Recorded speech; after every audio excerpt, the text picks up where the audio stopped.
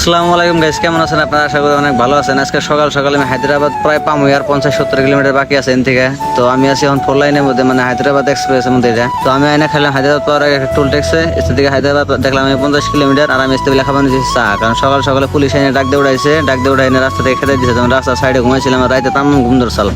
আর আজকে একটা বস্তু আমি ফিল করলাম, মানে আমরা যখন 7-8 বছর আসলাম তখন আমাকে বাপসা ছাড়া যখন বিদেশে গেত হায়দ্রাবাদ বোম্বে, তখন মনে ভাবতাম যে বাবা কত দূর যায়। আর আজকে হায়দ্রাবাদ বোম্বে দে মাসের মধ্যে 2 বার করে আপডাউন করতেছে, তাও কিছু হয় না, মানে ফিলিংস নেই। হ্যাঁ, আসলে বয়সে সবকিছু পরিবর্তন হয় যা দেখলাম। পরে কিছু ধরে না আবার খিদার ভাব হইলো, পরে দোসালা দেখলাম, পরে খাবার নিয়েছি দোসা মশলা। আর আমার বিশেষ করে বহুত মানুষ কমেন্ট করে, ভাই তুমি খালি খাবি নাকি, তুমি খালি খাবি নাকি? হবে আসলে আমার যেটা মনে চায়, যেটা খানাকবো আমার এটা মনে আমি খাইয়ে ছাড়ুম, তার মানে আমার এটা অভ্যেস, তার মানে আগে থেকে। পরে খাওয়া দাওয়া করে আবার স্টার্ট করলাম, মানে হায়দ্রাবাদের রাস্তা, মানে হায়দ্রাবাদ গেলে আন্ধ্রপ্রদেশ যত রাস্তা আছে, মানে এত ভালো লাগে চলে। কারণ এই রাস্তার মধ্যে বাইক সাইক খুব কম পাওয়া যায়, মানে বাইক এত পাওয়া যায় না। যেমন আসাম, বেঙ্গল, ইউপি, বিহারের মধ্যে যেরকম রাস্তাতে বাইক চলে, এই জায়গাটার মধ্যে বাইক বস্তুটা আমার খুবই কম